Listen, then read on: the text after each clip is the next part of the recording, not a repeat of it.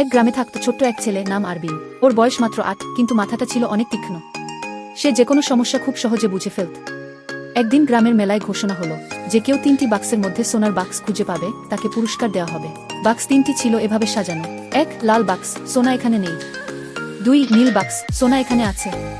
৩ সবুজ বাক্স, সোনা লাল বাক্সে আছে। মেলায় বলা হলো এই ৩টি বাক্সের মধ্যে কেবল একটি বাক্সেই সোনা আছে, আর শুধু একটি বাক্সের লেখা সত্য।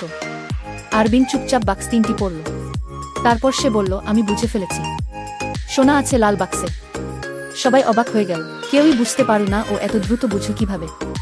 আরবিন ব্যাখ্যা করল, ধরো লাল বাক্সের লেখা সত্য, তাহলে সোনা ওখানে নেই, কিন্তু ধরো নীল বাক্সের লেখা সত্য, তাহলে সোনা ওখানেই, কিন্তু লাল বাক্স বলছে কি সোনা এখানে নেই, কি এটাও সত্য হয়ে যায়।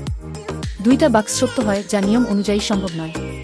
ধরো সবুজ বাক্সের লেখা সত্য, তাহলে সোনা লাল বাক্সে আছে, কিন্তু লাল বাক্স বলছে কি সোনা এখানে নেই।